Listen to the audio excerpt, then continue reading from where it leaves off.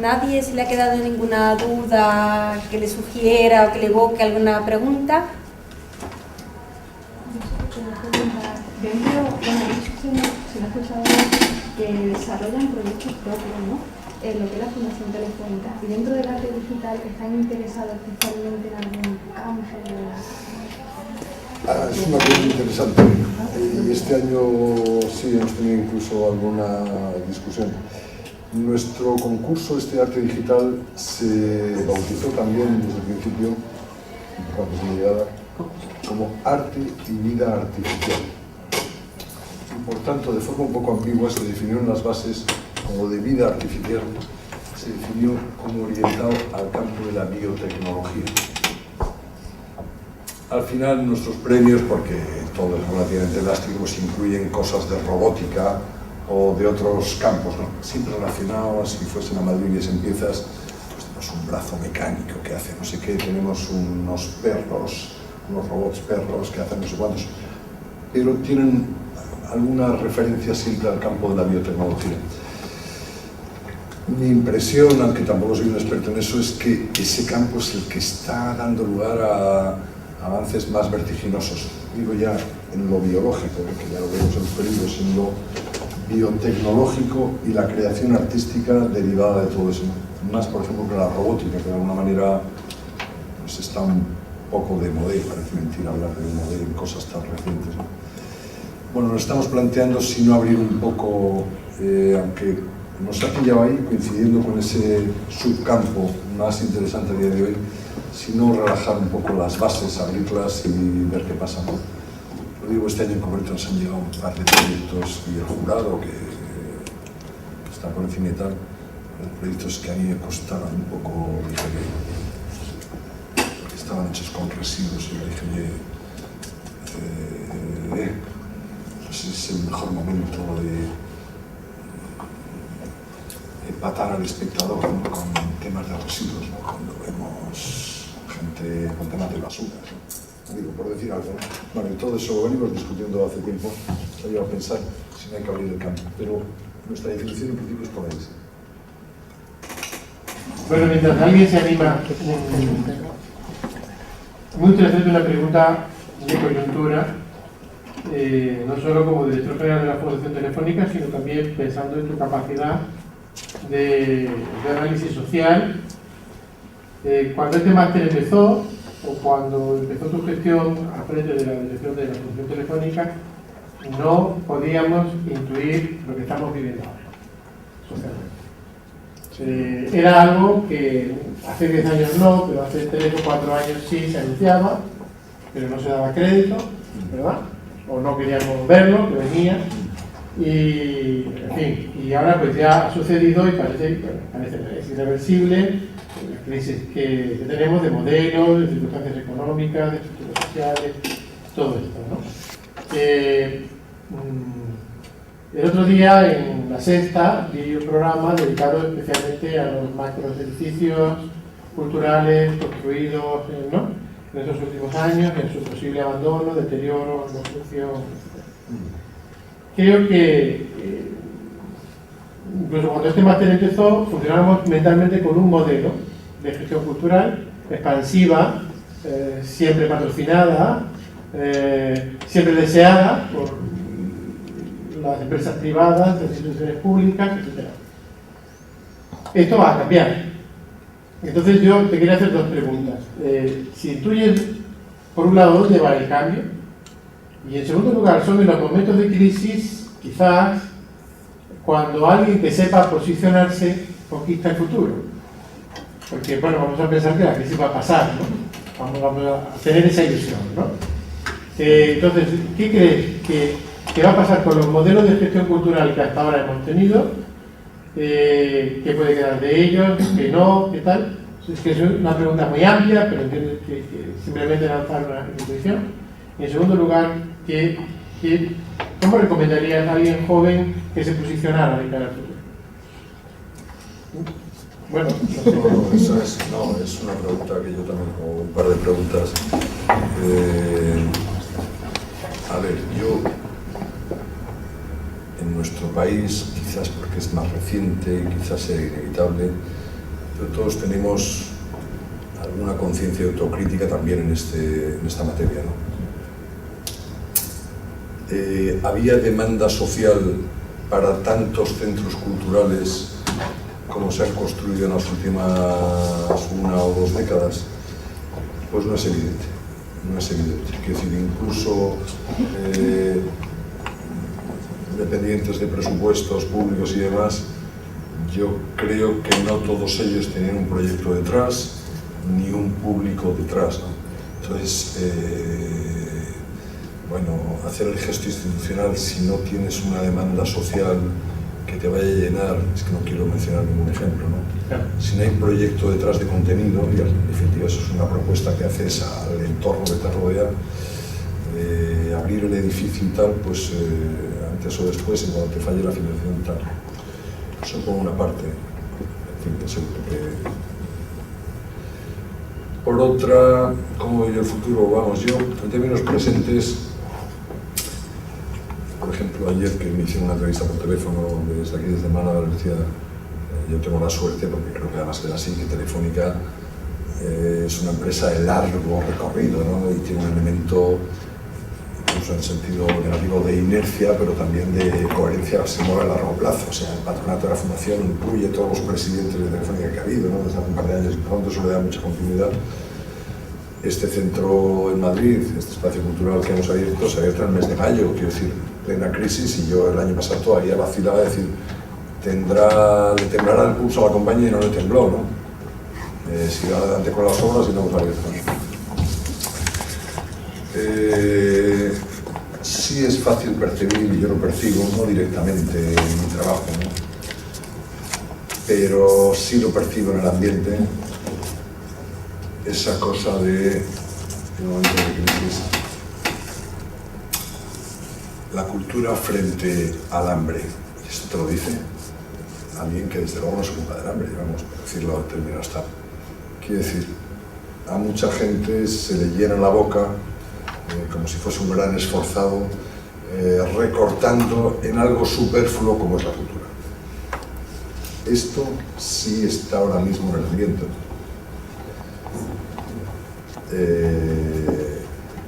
Yo no puedo, claro, a lo mejor porque me van ello la existencia, ¿no?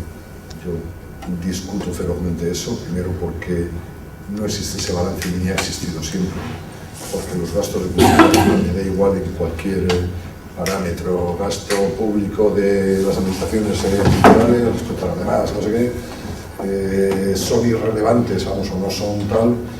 Y segundo, porque además yo creo sinceramente, lo decía antes, ¿no? Naturalmente que la gente tiene que alimentarse y educarse y no sé qué, pero en épocas de confusión me parece que el papel de la cultura y del conocimiento y de la comprensión del mundo que se está viviendo más allá de la dureza que se encuentra en la calle, por la parte de los derechos de la gente y por tanto tal, ¿no? Finalmente, porque quien suele decir eso, pues, que eso se dice hasta en los periódicos, o sea, no es activo, quiero decir, esos juicios son para cortar en cultura, pero no para trabajar en relación al hambre. Se agotan en la primera parte del enunciado, ¿no? Yo creo que eso lo vamos a ver. El resto de la pregunta tiene que ver con la visión que tengamos cada cual de la salida del túnel. Yo creo que saldremos sin la menor duda, pero yo creo que nos queda todavía bastante túnel. Y por tanto, ¿qué saldrá después del túnel? Bueno, eso sí que es, porque eso será, puede que hasta otro modelo social. ¿Y qué puede hacer alguien joven en estos momentos? Ser valiente. Ser valiente. Sí, seguro que sí. No sé si es una respuesta. Yo creo que lo he dicho al principio, creo que este campo de la gestión cultural es uno de los componentes, de las ataduras, de los puntos de conexión de ese mundo que estará a la salida del túnel más corto, más largo. Yo lo creo sinceramente y por tanto yo perseveraría. Lo digo con toda sinceridad. Sí. Bueno, solo un comentario primero a lo que ha salido aquí. Creo que en un entorno universitario hay que ser crítico con afirmaciones demagógicas como esa binomial cultura-hambre. Es decir, para aprender a hacer un bocadillo hace falta creatividad. Es decir, y si no se invierte en potenciar la creatividad en una sociedad, no se saben hacer bocadillos. Eso respecto a ese comentario que se oye por ahí, que creo que es muy demagógico y además que confunde mucho. Pero yo quería hacerle una pregunta que creo que la Fundación Telefónica, a la cual desde mi trabajo agradezco el préstamo de una obra fantástica de René Magritte, que se puede ver en Málaga hoy, que es parte de esa colección de Fundación Telefónica, por su propia actividad que describía y por sus propias colecciones. Creo que es un modelo bastante insólito y por lo tanto muy interesante, porque por una parte ha sido sensible a dar relevancia, a visualizar a una serie de nombres ya clásicos de la contemporaneidad española, Tapies, de una manera creo muy productiva, que es coleccionando la obra y por lo tanto formando patrimonio. Y por el otro lado apostó en su momento por algo que hoy ya es natural, como bien decía, que es arte, tecnología. Bueno, hoy oímos también mucho el tema marca España, si España en el exterior, España en el interior, cómo se vende España, etcétera, etcétera. Yo quisiera preguntar, que seguro que esa pregunta o esa consideración la hacen, una fundación que por un lado es una fundación de una multinacional, es decir, que opera en todo el mundo, por el otro lado tiene algo muy propio, es decir, está en Madrid, es española. Cuando hablamos, por ejemplo, de Deutsche Bank, que es un banco alemán que apostó también en su día por la cultura, por las colecciones de arte desde fuera, yo creo que el Deutsche Bank nunca ha renunciado diríamos, a defender la marca Alemania. Cuando hablamos, por ejemplo, de la colección Pinot, que es otra multinacional en otro sector, es una empresa, digamos, francesa que de algún modo no se sabe que es francesa. Mi pregunta va hacia lo siguiente, es decir, una fundación que por un lado apuesta por un tipo de defensa tan progresista, en mi opinión, como es unir arte, tecnología, como es crear patrimonio, como es ser internacional, por el otro lado está ubicado en un contexto que es el español. Es decir, ¿cómo manejan esa cuestión, la de la globalización o la globalidad y la territorialización, que hoy en tiempo de crisis, en mi opinión, se está convirtiendo en un asunto de nostalgias y que incluso estamos reviviendo nacionalismos de una manera espectacular en el territorio español? Es decir, desde una fundación que creo que hace un trabajo importante y bastante insólito por original, ¿cómo se plantea esa cuestión? Bueno, yo te agradezco que me preguntes con complejidad, no te lo oculto. Primero porque el ritmo de creación de las fundaciones en cada país se ha ido sucediendo, se está ocurriendo todavía en algunos países. Después porque las actividades de las fundaciones, nosotros por ejemplo tenemos además salas de exposiciones, no todos los edificios de Telefónica en el mundo lo tienen y tal. Pero en otro sentido, desde luego lo hacemos, vamos, yo no sé si esto se dirá ya con Ramona y yo, porque en fin, en un determinado momento yo vi la luz y dije hay que hacerlo por muchos motivos. Cogimos la colección cubista en el año 2008, la llevamos a Santiago de Chile, a Buenos Aires, a Neuquén, a Lima, a Sao Paulo, a Bruselas, a Luisburg y a Pekín. Y nadie me lo había pedido. Yo recuerdo, por ejemplo, esto es una anécdota que nos va a dejar muy bien a Eugenia y a mí, pero lo recuerdo en Lima. El alcalde de Lima allí, los gestores de mi compañía un poco más asustados de lo debido, ¿no? Un poco más asustados, sí. Y yo lo conocí entonces, Eugenio me lo puedes corroborar, un hermanastro, perdón la anécdota, de Vargas Llosa, solo hermano de padre, me parece, que es el líder de la radio en Perú por las mañanas. Tiene un típico matinal de 4 o 5 horas que lo sintoniza el 80% de la población. Bueno, el alcalde de Lima de la época, eso nos decían que tampoco creo que se hubieran atrevido a decirlo tan en público, pero como dijeron a nosotros, tendrían que volver. Claro, en Lima colgamos los mismos cuadros de Juan Gris que están colgados en la Gran Vía.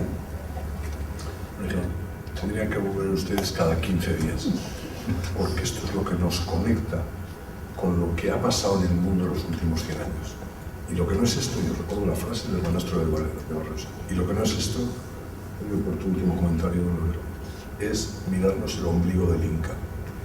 Esto me lo han dicho a mí, y naturalmente le evité, claro, porque me sentí más justificado que nunca, ¿no? Dijo, es que lo que no es esto, que nos conecta con el mundo, es mirarnos el ombligo del Inca. Así que, bueno, en esa ocasión nos salió muy bien. En otras cuesta más, ¿no? Por contar otra anécdota, el espacio que tenemos en Fundación Telefónica en Buenos Aires, que es pequeñito, luego cuando llevamos, por ejemplo, el cubismo, que llevamos al Museo de Bellas Artes, en cambio, invitaron el invierno pasado a Muntadas y montaron unos, yo me río con ellos de vez en cuando, con cierta prudencia, montaron unos coloquios sobre Muntadas en Buenos Aires, que a menudo son, y han sacado 2 tomos de 350 páginas por parte de todo tipo de expertos porteños. Esto lo digo como una broma, espero que haya aquí a Argentina, no soy ofendido. 600 páginas en torno a Muntadas, de debates, Muntadas y la simulación del yo en un mundo virtual. Muntadas y la proyección de no sé qué, ¿no? 600 páginas sobre Muntadas. Quiero decir que es que hay veces que nos adelantan, ¿no?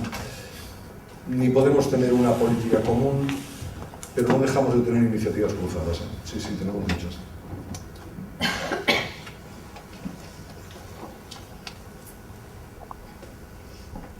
Pues muchísimas gracias. Sí, bueno, en primer lugar, muchísimas gracias por la conferencia. Yo creo que para los estudiantes ha sido muy ilustrativa y algunos de los temas lo iremos desarrollando a lo largo de las asignaturas del máster. Yo siempre había tenido curiosidad por qué Fundación Telefónica, cuando yo tenía que hablar de cultura digital, de procesos de mediación digital, siempre Fundación Telefónica aparecía como un referente. Es decir, entonces las pocas instituciones o entidades en España que trabajaban y que habían apostado por este tema, ahora ya con la exposición yo lo tengo claro de dónde viene el origen. Pero bueno, me parece que efectivamente, como bien has dicho, fue un alumbramiento muy fructífero porque creo que es una de las líneas estratégicas de desarrollo de trabajo actualmente. Pero yo quería hacer una pregunta o compartir una reflexión. Este verano tuvimos un curso que se llamaba Culturas, Prácticas y Conocimientos Artísticos en la Sociedad Digital. Lo de culturas digitales lo entiendo y creo que es un campo que se está trabajando y sobre el que se está reflexionando bastante, los modelos de comportamiento social, de pensamiento social, de relaciones sociales. En el ámbito de las prácticas artísticas creo que también, porque tenemos por lo menos en España analistas de la cultura y una teoría del arte muy interesante sobre los nuevos procesos artísticos digitales. Pero en el campo de los conocimientos artísticos digitales, es decir, las nuevas estructuras de conocimiento que encontramos en el medio digital o que se pueden desarrollar con tecnologías digitales, aproximaciones cuantitativas al conocimiento artístico mediante análisis de datos, por ejemplo, nuevas visualizaciones de la información. No sé, ¿cómo ves el panorama en España? Me dan ganas de lucirme otra vez y me parece un poco... La apertura del espacio que hemos hecho ha traído, porque hay casi obligado, después de haber estado 2 años cerrados, Telefónica no puede abrir con cosas colgadas con la escarpia, ¿no? Telefónica no. O sea, de modo que hicimos un despliegue de medios interactivos, perdona, Pablo. Yo, por ejemplo, visualización de datos, hemos cargado, tenemos una herramienta de búsqueda relacional, por ejemplo. Es curioso. Hemos cargado los inventarios de arte y de fotografía de Telefónica y entonces tenemos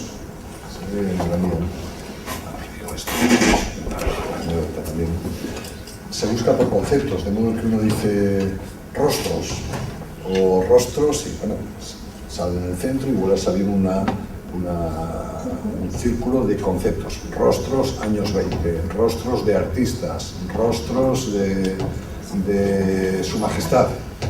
Si hablamos de rostros de Su Majestad nos salen cuántas fotos tenemos de Alfonso XIII. Si salimos de artistas, pues nos salen las cosas de los artistas. Y sale en un mosaico gigantesco a la vista del público. Esto lo actúa solamente un visitante, pero lo proyectamos en la pared y nos relaciona fotos con dibujos, con cuadros, con lo que sea, o por una fecha, o por una...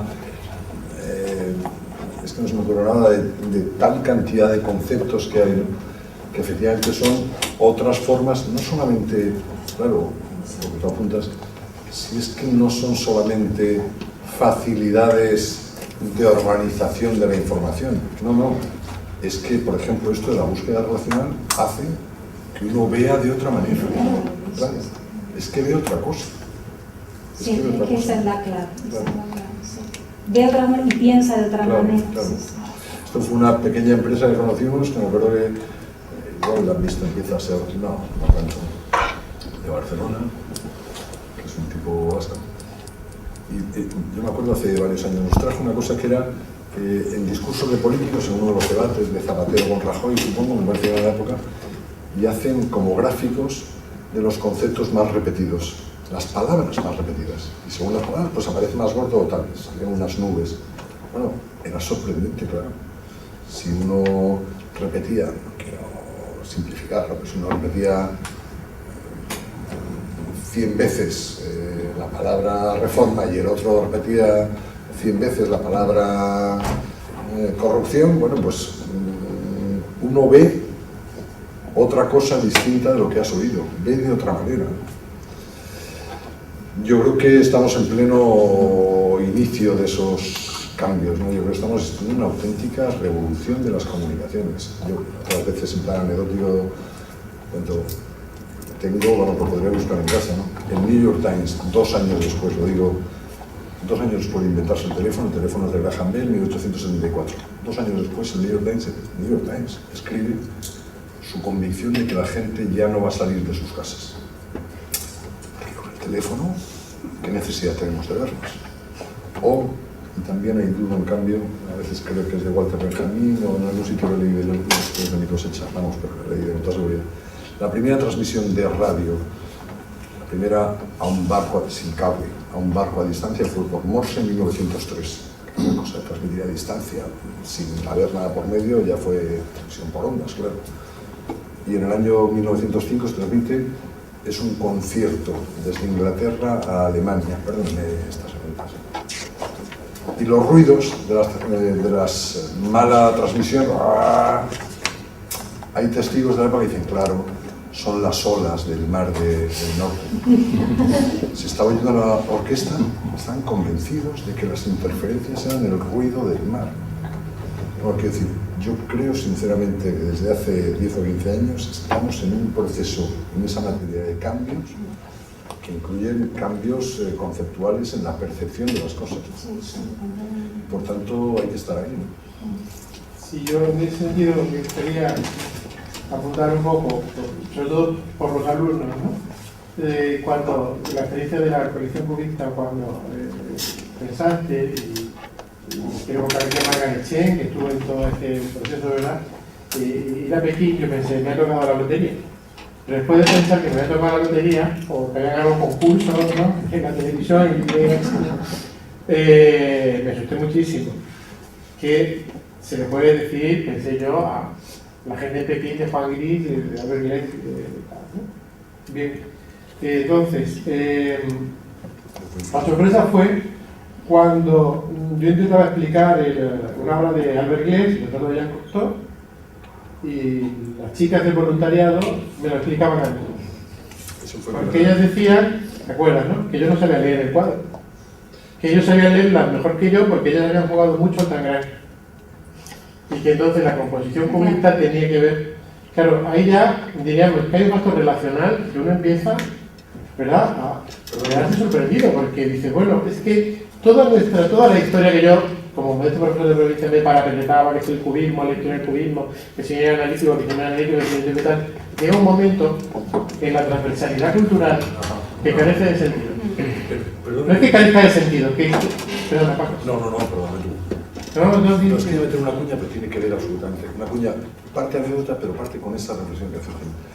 Es que esa visita guiada fue precedida de una rueda de prensa del director del Museo Nacional de Arte de China, el único museo creado por Mao Zedong. Este es un personaje culto, hizo exposiciones en Pompidou, vivió años en el extranjero y por tanto más cercano a nosotros. Pero en la rueda de prensa él dice: sabemos que el turismo es una página fundamental en la evolución de la ciudad, pero lo sabemos solo por los libros, porque aquí en China nunca hemos visto un cuadro cubista.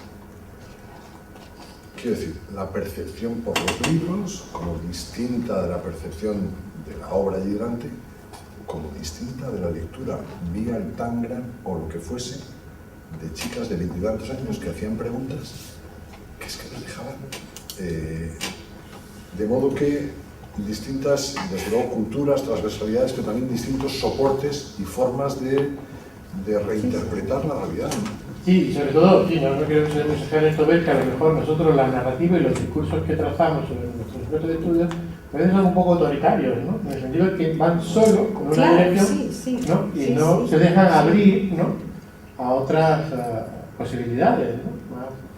Que tiene que ver con otras culturas y con otras, no sé si llamarlos soportes, herramientas o tal cual. Yo creo que estar atentos a eso es decisivo en este momento. Puedo decir un apunte también. Yo soy totalmente fuera de este mundo, ¿no? Yo, de hecho, me dedico a los videojuegos. Entonces, quizá lo que diga es una cosa, pero desde los tecnólogos, desde el punto de vista de un tecnólogo, lo que necesitamos es gente que nos lleve, que nos gestione. Porque si observamos los que han tenido realmente éxito, como por ejemplo Apple, Nintendo, ¿cuál es el motivo, gran parte del motivo de su éxito? Que ha sido alguien, como Steve Jobs, por ejemplo, que decía: yo quiero hacer esto y si no hay tecnología, hágase. En ese aspecto yo no sé si la fundación, porque la gestión no es solo gestión de lo que hay. Yo creo que en general, para mí, a lo mejor estoy diciendo una tontería, pero gestión también es un driver de la tecnología. A mí me gustaría que a mí me gestionaran, y las cosas que nosotros hacemos con ordenadores, que partiera de la cultura, precisamente de los usuarios, que no sea, que no fuera lo que hay, lo leo, sino lo que hay quiero que se escriba como yo quiero. Y esa gestión, no sé si Telefónica o Fundación Telefónica desde ahí. Hay una frase genial, para mí de lo más genial que leí sobre Steve Jobs, que dice, un poco provocadora, diría esas: la gente no sabe lo que quiere hasta que se lo enseñas. Hasta que se lo enseñas. La gente puede tener una percepción de algo me pasa, algo me gustaría, pero tiene que venir alguien y decir: la gente lo que está buscando, digo, es una pantalla táctil, pequeñita, o realidad, no sé qué. ¿No? Alguien tiene que ir y tal. Bueno, nosotros crear, en fin, la compañía, no sé, forma parte de esa revolución de las comunicaciones y innova cacharros, son redes, etc. Nosotros, yo creo que parte de ese despliegue de medios que comentaba antes con la apertura de Madrid es bastante original todavía en España. Esa herramienta, tenemos un par de ellas de búsqueda relacional, son conceptualmente nuevas. Seguramente dentro de no muchos años, bueno, como os contaba, lo de las digitalizaciones, pues serán obsoletas porque serán mucho más complejas, pero son una invitación a hagámoslo, a ver qué pasa, ¿no?, con estas nuevas lecturas. Nos hemos puesto también, si van ustedes, hay el que tenga iPhone y tal cual, o iPad o cualquier tecnología, hay interactividad en las salas, incluida el quiz, y el que no tenga, hay 20 cacharros de estímulo gratuitos que no son audioguías, sino son guías multimedia, de modo que no son grandiosas, pero son un paso tal. Uno se planta delante de un cuadro cubista y de repente ve imágenes, no solamente oye una explicación, sino ve imágenes. Esto, esta noche pueden ir, está abierto hasta las 8:30 o mañana, en fin. Pues de una mujer con una guitarra pintada por Renoir, pintada por Picasso, todavía más figurativo, y una ilustración de eso mismo cubista. Y lo ve en una guía. Y por tanto, ya no es la visita a ciegas, vamos, que tiene sus ventajas también, a ciegas que tiene silencio, ni tampoco es la audioguía que te lleva de la mano, es otro artefacto, otro instrumento, que no sé si alguno de nosotros lo hayamos pedido alguna vez, pero que ahí está, para el que lo quiera usar. Bueno, algo hacemos, tampoco. No, esto que apunta Antonio, me encanta que lo digas porque es una cosa que yo repito constantemente. Es decir, ahora en Estados Unidos hay toda una revisión crítica sobre el desarrollo de esto que se llama las monedas digitales, y la revisión crítica viene porque hasta ahora han hecho lo que los tecnólogos han desarrollado, con lo cual es mucho lo que la tecnología nos ha dejado hacer. Entonces ahora como un punto de inflexión, como en el campo en el que yo trabajo, los historiadores del arte han dicho, se acabó. Ahora los historiadores del arte también vamos a tener voz en este desarrollo de las monedas digitales. Pero claro, necesitan historiadores del arte en una formación híbrida. ¿Qué pasa? Que en Estados Unidos están empezando a emerger grados y posgrados en humanidades digitales, pero así. En humanidades En humanidades digitales. digitales. Que pese a lo que diga el país, no es una cosa. Conceptual, o sea, no se trata de desarrollo del artefacto, es que tiene que haber... Claro, la visión que tenía Steve Jobs en el interno, ¿no? Es decir, yo quiero esto y si no hay, hágase, porque una de las cosas que yo veo, está en una situación que no estamos nosotros en nuestro laboratorio, es que gestionáis la cultura, sabéis lo que hay, que ¿no? Y veis los huecos y las cosas y las posibilidades, ¿no? Y es tirar del resto de la comunidad, ¿no? Hasta ahora hemos tirado los tecnólogos, pero yo de hecho en falta que tire la gente de humanidades, ¿no? Y que tiene una misión ahí de liderar esa parte que nosotros no tenemos, ¿no? Voy a enseñar la otra cara de la moneda. Yo incluso en esta exposición, que no deja de ser una antológica de más de 1.700 proyectos de arte digital que hemos hecho en estos años, hay gente, incluso la gente interna, ¿no? Me dice, ¿esto qué es? ¿Esto qué es? Lo digo porque si tirar también tiene ese elemento de incomprensión a medida que todavía no es generalizado. Sí. Mucho un máster interdisciplinar, traer aquí friki informáticos. Sí, no estaría muy bien. Yo creo que también a la museografía esto se podría aplicar. Una de las cosas más bonitas que he visto últimamente, que está aquí el director del museo, donde me gusta la Universidad de Málaga, fue en el Museo Picasso de Málaga, la relación entre un dibujo y el cuaderno al que pertenece, ¿no? Yo creo que ahí aplicaste como algo muy simple, que simplemente como un marco de fotos, ¿no? Que pasaban, ¿no? Ahí está, una colección. ¿Qué? Que se puede ver en la colección. Que se puede ver en la colección y tal, ¿no? Pero claro, yo creo que ahí tú imaginaste una manera en la que eso pudiera pasar, ¿no? Porque luego cuando, por ejemplo, vas a otro museo y ves que han puesto una pantalla, eso queda vastísimo, y hay como una especie de divorcio entre lo que es la visión en la pantalla y la visión en la pared de un cuadro, que no se puede conciliar, ¿no? Tengo parte de la responsabilidad de eso, pero en el museo Reina Sofía a veces es horrible, ¿no? Ves una pantalla de televisión y luego un cuadro, ¿no? El ojo no reacciona de la misma manera. Sin embargo, tú lo hiciste, ¿no? De otra manera. ¿Y algo? Sí. No, yo creo que lo has dicho tú, es decir, ahí, o no sé quién lo ha dicho. Con todo esto hay el peligro de la borrachera de la nueva tecnología, ¿no? Y de la proyección y el sonido, que está muy bien, pero un asunto interesante, que además que creo que es un asunto de las instituciones de mediación cultural, ¿no? Es como unir, digamos, un cierto mínimo respeto, que hay una contigüidad de contenido, a la idiosincrasia, sí, o a la intención, sí, de la cosa expuesta, con todas las herramientas o soportes que pueden ayudar, como ese que me parece muy bueno, el que tenéis, es decir, que es algo que si quiero lo tengo y si no lo tengo, me lo dejan, vamos. Y es decir, yo creo que tiene que ser suficientemente abierto para que no sea impositivo, porque si no, en algunos casos, la proyección de la película, de la guerra, de no sé qué, se impone, porque es normal, por espacio y porque está demostrado además que en un museo, si se pone hoy, es igual el país, de estos nuestros, no sé en otros, si se pone una película, una foto y un cuadro, hay un mayor número de personas que van primero a la película, imagen en movimiento, un número un poco menor que van a la foto y un número menor que van al cuadro. Es igual lo que esté expuesto, que no sea la Mona Lisa. Entonces eso yo creo... La pantalla por la pantalla... Creo que es una cuestión pues de equilibrar, de pensar bien y de priorizar. Es decir, en este caso, en mi opinión, que tú mencionas, como en la colección cubista vuestra, lo importante primero son los cuadros. Todos los aparatos que ayuden, me parece que siempre es positivo complementar, informar, ser más radial, más rizomático. Pero creo que a veces se adolece del previo para consensuar o llegar al punto en el que se piense que es lo más importante.